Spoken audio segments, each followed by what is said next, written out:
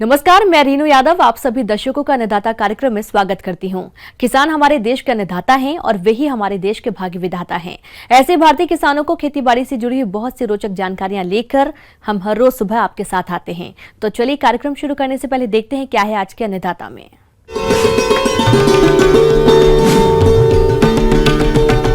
गर्मी में करें वैज्ञानिक तकनीक से मूंग की खेती और कमाएं अधिक मुनाफा।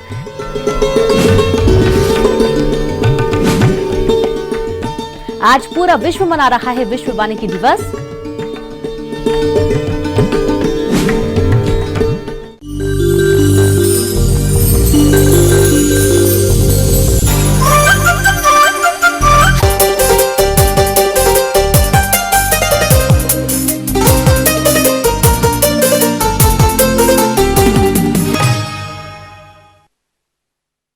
रबी फसलों की कटाई के बाद खेत खाली हो जाते हैं और ऐसे में जिन किसान भाइयों के पास सिंचाई जल की व्यवस्था है वे ग्रीष्मकालीन मूंग की खेती करके अच्छा लाभ ले सकते हैं। तो आप ग्रीष्मकालीन मूंग की खेती से अधिक पैदावार लेने के लिए किस तरह से करें इसकी खेती, इस बारे में जानकारी दे रहे हैं कृषि वैज्ञानिक डॉक्टर हनुमान प्रसाद।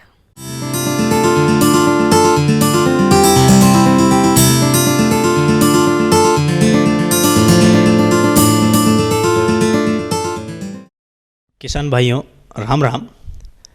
आज हम जायद में मूंग की उन्नत खेती कैसे करें के बारे में चर्चा करेंगे।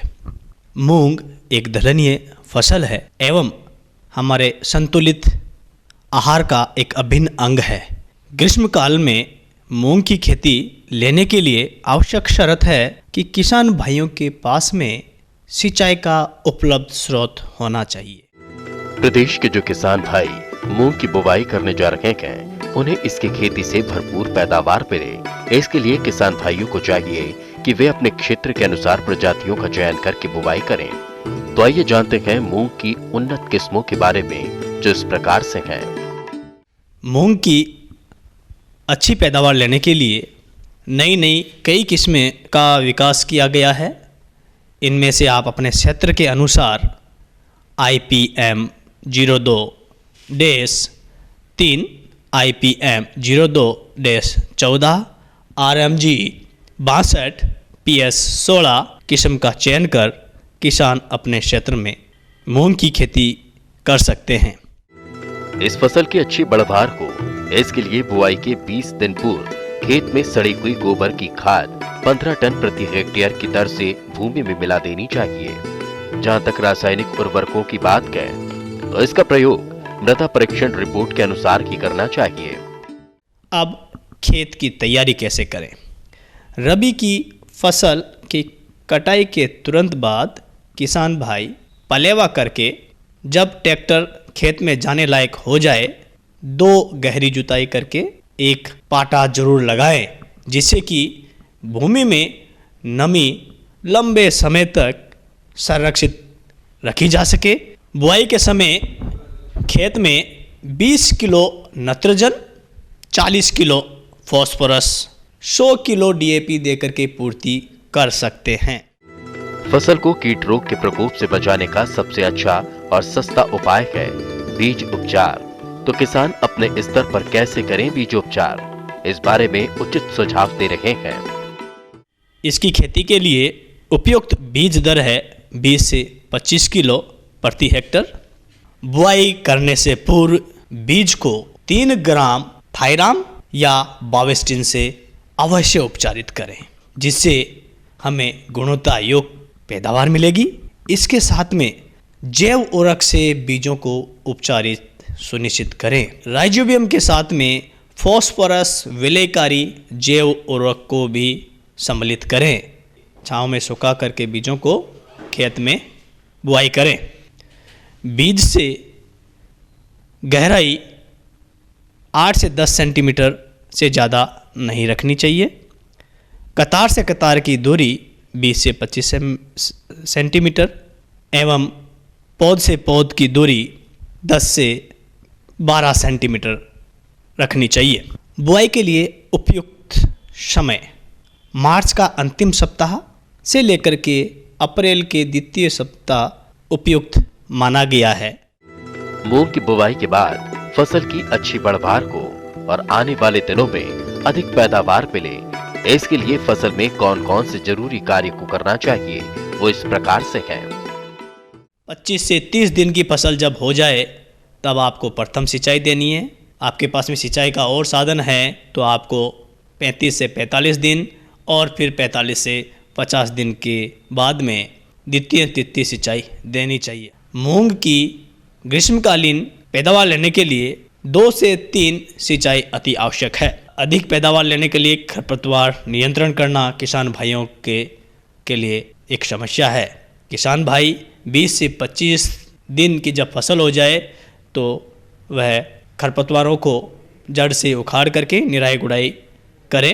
अब हम बात करते हैं कीड़ों से, थ्रिप्स, जैसिड, श्वेत मक्खी से। इसके लिए मोनोक्रोटोफॉस 1 ml या थायोडोन 3 ml प्रति लीटर पानी में घोल करके स्प्रे करने से थ्रिप्स, जैसिड और श्वेत मक्खी से फसल को संरक्षित किया जा सकता है।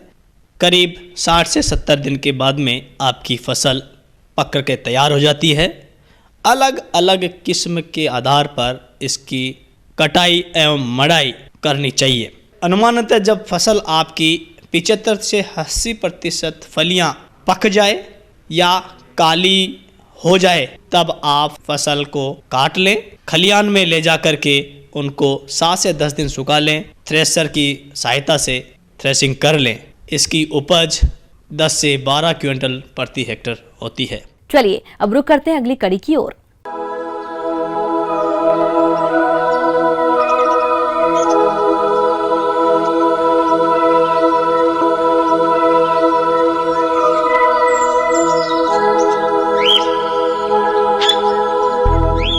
पर्यावरण का संतुलन बनाए रखने के लिए प्राकृतिक संसाधनों को बचाए रखना सभी का कर्तव्य है, लेकिन आज हम देख रहे हैं कि इन प्राकृतिक संसाधनों का अंधाधुंध दोहन हो रहा है, जिससे प्रकृति का संतुलन बिगड़ रहा है और सूखा, बाढ़, तूफान जैसी भयावह स्थिति पैदा हो रही है। ऐसी भयावह स्थिति भविष्य में और भी बढ़ेगी जब तक हम इसके लिए उचित कदम नहीं उठाएंगे। और आज विश्व वानिकी दिवस है, जिसे मनाने का उद्देश्य वनों को बचाना है, क्योंकि समस्त मानव का जीवन वनों पर ही निर्भर है। लेकिन वनों के लगातार काटे जाने के कारण इनकी संख्या कम होती जा रही है। तो वनों को बचाने के लिए क्या जरूरी कदम उठाए जाने चाहिए, इस पर आधारित है कार्यक्रम की आज का यह विशेष अंश।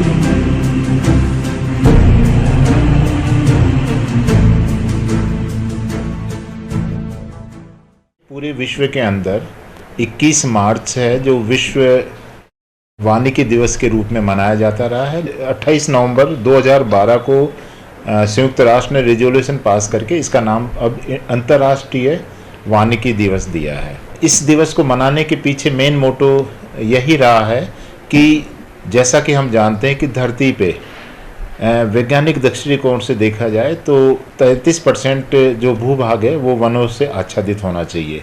यदि आज हम भारत जैसे देश में या कई देशों में देखें कि वहाँ जो वन आच्छादित क्षेत्र है वो 33% से कम है, तो उसकी जो प्राप्ति है वो गैर वन क्षेत्र के अंदर पौधारोपण करके की जा सकती है। तो इस दिवस के द्वारा आम जन को, जिसमें किसान, विद्यार्थी सभी सम्मिलित हैं, यह एक मैसेज देने का प्रयास किया जाता है इस दिवस को कि हम अधिक से अधिक पौधारोपण करके इस धरती को वनाच्छादित करें, इसकी हरितमा को लाएं, जिससे मानव और अन्य जीव जंतुओं का जो एक तरह से जीवन पृथ्वी के ऊपर बना रह सके। हमारे देश में प्राचीन काल से ही कृषि में फसलों और पशुओं के साथ वृक्षों को सम्मिलित किया जाता रहा है।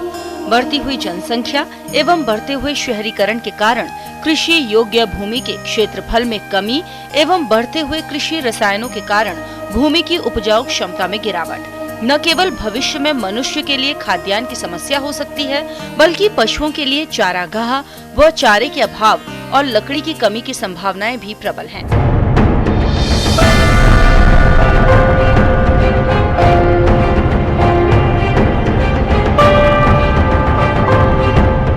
कृषि वानिकी द्वारा न केवल खेती योग्य भूमि एवं जंगलों पर बढ़ती हुई जनसंख्या का दबाव कम किया जा सकता है, बल्कि इसके द्वारा मृदा संरक्षण के अलावा पर्यावरण प्रदूषण को काफी हद तक कम किया जा सकता है। यदि हम पेड़ पौधों की बात करें तो जहाँ इनडायरेक्ट रूप से मतलब ऑक्सीजन, वर्षा, इस तरह के कई फायदे हैं जो वन और वनस्पति और पेड़ पौधे देते हैं, लेकिन इस अर्थ युग के अंदर यदि किसान अपने खेतों के ऊपर कृषि के साथ में जो फसल लेने के साथ साथ में उनकी मेड़बंदी या ऐसी ज़मीन जिसके ऊपर खेती नहीं कर पाते हैं, पौधारोपण करके उनसे भी अच्छी आमदनी का एक जरिया ये बन सकता है। इससे हमें दो फायदे होंगे कि जहाँ एक तरफ किसानों को आर्थिक स्थिति अच्छी होगी, उनकी ऐसी भूमि जिसकी उत्पादकता नहीं है उसकी उत्पादकता बढ़ेगी, वहीं दूसरी तरफ हमारा पर्यावरण है वो संतुलित होगा, पर्यावरण में सुधार होगा, जिससे हर किसी को इसका लाभ मिलेगा। कृषि वानिकी को सफल बनाने हेतु ये ध्यान रखना आवश्यक है कि जलवायु एवं भूमि के अनुसार पेड़ एवं फसल का चुनाव किया जाए। पेड़ एवं फसल भी एक दूसरे के अनुरूप हों, जिससे उन्हें एक साथ उगाने पर अधिक उत्पादन मिल सके। इस सब के लिए किसानों को मिट्टी, जल एवं वृक्षों संबंधी अच्छी जानकारी होना जरूरी है। कृषि वानिकी हेतु वृक्ष का चुनाव। इस कार्य को करते समय ध्यान रखना चाहिए कि पेड़ तेज गति से वृद्धि करने वाला होना चाहिए। पेड़ की जड़ें गहराई तक जाने वाली होनी चाहिए। पेड़ में फल के साथ साथ हरा चारा देने की क्षमता हो तो अधिक बेहतर रहता है। पेड़ का मुख्य तना सीधा और गोल तथा कम शाखाओं वाला होना चाहिए।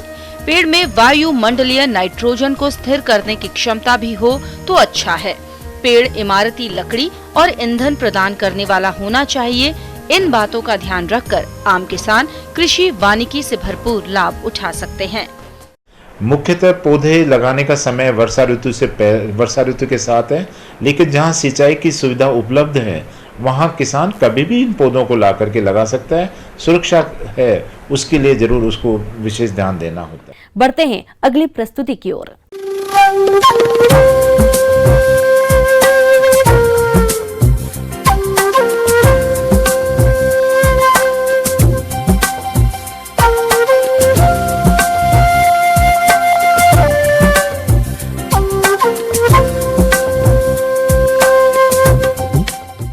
मौसम के अनुसार प्रबंधनों पर ही टिकी है आपकी खेती बाड़ी, और इसलिए मौसम पूर्वानुमान और उस पर आधारित साप्ताहिक कृषि सलाह इस प्रकार है। भारत मौसम विज्ञान विभाग, ग्रामीण कृषि मौसम सेवा केंद्र, सीहोर, ग्वालियर, जबलपुर, रायपुर से प्राप्त रिपोर्ट के आधार पर किसानों को सलाह दी जाती है कि देरी से बोई गई अथवा देरी से पकने वाली गेहूं की फसल में अंतिम सिंचाई करें अथवा मौसम को देखकर ही चौथी अथवा अंतिम सिंचाई की व्यवस्था करें। इस समय किसी भी रबी फसल में टॉनिक या यूरिया के छिड़काव की आवश्यकता नहीं है। पकी हुई दलहनी और तिलहनी फसलों की कटाई का कार्य सावधानी पूर्वक करें। जिन खेतों में ग्रीष्मकालीन धान कण से निकलने की अवस्था में आ गई हो, वहां नाइट्रोजन के छिड़काव की सलाह दी जाती है। किसान भाइयों को सलाह है कि ग्रीष्मकालीन धान की फसल में तना छेदक के प्रकोप से फसल को बचाने हेतु प्रारंभिक नियंत्रण के लिए प्रकाश प्रपंच अथवा फेरोमोन ट्रैप का उपयोग करें। जिन खेतों में गन्ने की फसल घुटने की ऊंचाई तक आ गई हो, उन खेतों में निराई गुड़ाई करने के उपरांत नाइट्रोजन की शेष मात्रा का आधा हिस्सा डालकर मिट्टी चढ़ाने के बाद सिंचाई करें। बेल वाली फसलों की मचान को ठीक करें और कुंदरू और परवल में उर्वरक दें। भिंडी और भंटे की फसल को बेधक कीटों से बचाने हेतु 10 फेरोमोन ट्रैप प्रति एकड़ लगाएं। कीटग्रस्त पौधे के ऊपरी मुरझाए हिस्से को मसलकर तोड़ दें। कद्दू वर्गीय सब्जियों में लाल कीड़े का प्रकोप दिखने पर 7 नामक कीटनाशक दवा 2 ग्राम प्रति लीटर पानी में मिलाकर पौधे की जड़ों के पास सुबह के समय छिड़काव करें। जायद फसल जैसे मूंग, उड़द, भिंडी और कद्दू वर्गीय सब्जियों की बोनी की तैयारी करें। टमाटर, बैगन तैयार खेत में रोपण करें। अनुशंसित किस्में Pusa purple long, Pusa purple round, Pusa purple cluster, Jawahar बैगन 64, टमाटर का रोपण सिलेक्शन 22, पूसा रूबी, जवाहर टमाटर 99 और अन्य संकर किस्में। ग्रीष्मकालीन मूंग की जातियों जैसे PDM 11, JM 721, TJM 1 तथा उड़द की जातियां उड़द 2, PDU 1, TPU 4 इत्यादि का चयन करें। इस दौरान बादल युक्त मौसम रहने पर आम में बौर झड़ने नियंत्रण के लिए NAA प्लानोफिक्स का 200 ppm का छिड़काव वृक्ष पर करें। आम के तने के चारों ओर मिलीबग से बचाव के लिए गुड़ाई करने के पहले क्लोरोपाइरीफास 1.5% डस्ट प्रति 500 ग्राम प्रति पौधा के हिसाब से मिट्टी में मिलाकर गुड़ाई करें और तने की चारों ओर चिपचिपी पट्टी टीन की चादर पर ग्रीस लगाकर चिपकाएं। आम में फल मटर के दाने के बराबर हो गए हों तो सिंचाई करने की सलाह दी जाती है, जिससे कि फलों को झड़ने से बचाया जा सके। रोग प्रतिरोधक क्षमता बढ़ाने के लिए गर्भवती गाय और भैंस को 50 से 60 ग्राम मिनरल मिक्सचर अवश्य खिलाएं। दुधारू पशुओं को ग्रीष्म काल में चारा उपलब्ध कराने हेतु ज्वार की बुआई करें। गर्मी के चारे और बहुवर्षीय चारे की फसल हाइब्रिड नेपियर को लगाने के लिए खेत तैयार करें और बुआई करें। पशु बाड़े के आसपास मच्छर न पनपने दें। पशुओं को साफ और ताजा पानी दिन में 2 बार दें।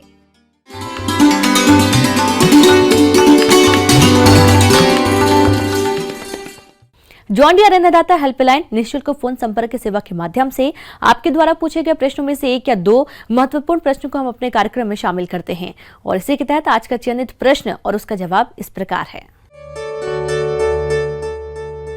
अन्नदाता निःशुल्क फोन संपर्क सेवा के माध्यम से पूछे गए प्रश्नों में से आज हमने जिस प्रश्न को कार्यक्रम में शामिल किया है उससे पूछा है ग्राम खेरिया जिला बैतूल के कृषक भरत कुमार ने। यह पशुओं में होने वाले डेगनाला रोग के कारण, लक्षण एवं बचाव उपचार के बारे में जानकारी चाहते हैं। तो भरत कुमार जी, आपकी जानकारी के लिए प्रस्तुत है कार्यक्रम का यह अंश। किसान भाइयों नमस्कार। आज हम लोग एक अत्यंत ही महत्वपूर्ण बीमारी पर चर्चा करने जा रहे हैं, जिसका कि प्रकोप अक्सर पशुओं में हमारे राज्य में देखा जाता है और वो बीमारी है पुचकटवा रोग या उसे डेगनाला रोग भी कहते हैं। किसान भाइयों, ये एक फफूंदजनक बीमारी है। फ्यूजेरियम प्रजाति का एक फफूंद होता है। किसान भाइयों, आज हम बात करने जा रहे हैं पशुओं के डेगनाला रोग के बारे में, जो कि एक घातक रोग है। यह रोग बाढ़ प्रभावित इलाकों में अधिक होता है। बाढ़ के कारण पशुओं के लिए इकट्ठा किया गया चारा पानी में भीग जाता है और चारा भीगने के कारण उस चारे में फफूंद उत्पन्न हो जाती है और पशुपालक जानकारी के अभाव में यह फफूंद जनित चारा पशुओं को खिला देते हैं, जिस कारण बीमारी के फैलने की संभावना और बढ़ जाती है। तो क्या है इस बीमारी के लक्षण और रोकथाम के उपाय, आइए जानते हैं। भीगे हुए पुआल या बासी पुआल के माध्यम से पशु के शरीर में प्रवेश करता है और इसके वजह से पशु को जो है उसका पूंछ कट के मिलनी गिरने लगता है। कई बार उसके कान के जो हिस्से हैं, बाहरी हिस्से हैं, वहाँ पे जो है कटाव देखा जाता है। पशु का खुर जो है वो टूटने लगता है। ये सारी समस्या जो है इस डेगनाला रोग में पशु में देखने को मिलती है। तो इसका मुख्य कारण है कि कई बार हमारे किसान भाई भीगा हुआ पुआल, जो कि 2-3 दिन से ज़्यादा अगर भीगा हुआ पड़ा हुआ है, और वैसा पुआल जब अपने पशुओं को खिला देते हैं तभी ये फफूंद जो है पशु के शरीर में प्रवेश करते हैं और ये बीमारी पैदा करते हैं। हमारा अनुरोध रहेगा सभी किसान भाइयों से कि कभी भी पशु को भीगा एवं बासी पुआल खाने के लिए नहीं दें। अगर पुआल जो है बासी होता है तो उसमें फफूंद उग जाती है और उसी से यह डेगनाला रोग जो है पशु में होता है। तो इस चीज़ को अगर आप अवॉइड करते हैं, बचाव करते हैं, तो आपको चिकित्सा की नौबत नहीं आएगी। और यदि पशु किसी प्रकार से ग्रसित हो गया है डेगनाला रोग से, तो फिर उसका उपचार करना ही एकमात्र उपाय रह जाता है। इसके उपचार में एक पेंटासल्फेट की पाउडर आती है, जो कि आपको 25 से 30 ग्राम प्रतिदिन के हिसाब से 20 दिन पशु को खिलाना पड़ता है।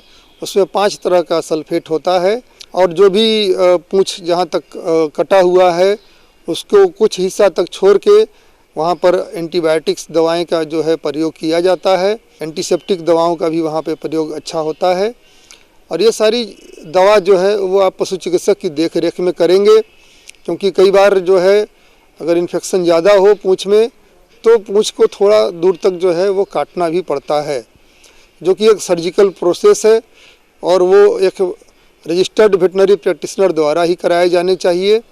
और इसके बाद जो दवाएं हैं, जो मौखिक रूप से पशु को पेंटासल्फेट पाउडर देना होगा और साथ ही कुछ एंटीबायोटिक्स की दवाएं साथ में दी जाती हैं।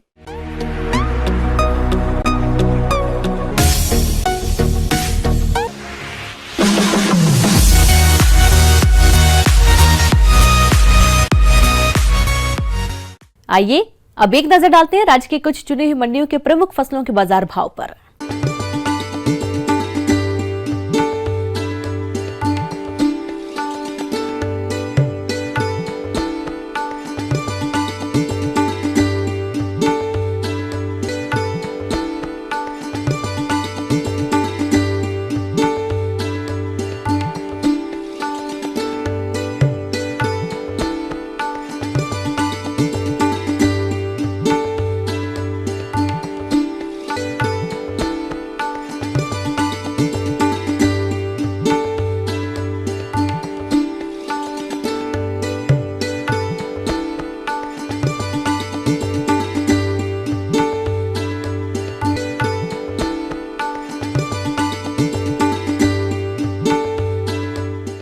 अब आइए देखते हैं कल दिखाए जाने वाले कार्यक्रम की मुख्य झलकियां।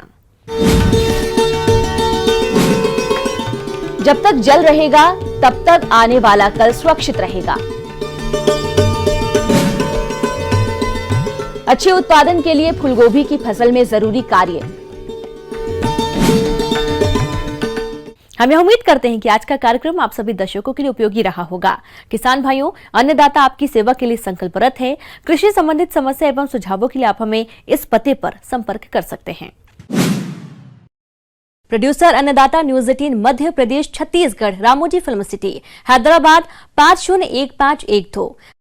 साथ ही आप हमें ईमेल भी कर सकते हैं। हमारा ईमेल है p18annadatamp@nw18.com।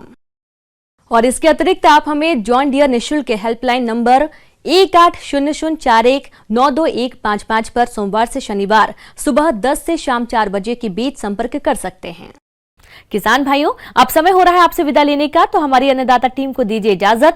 कल फिर आपसे मुलाकात होगी कृषि संबंधित कुछ और महत्वपूर्ण जानकारियों के साथ। नमस्कार।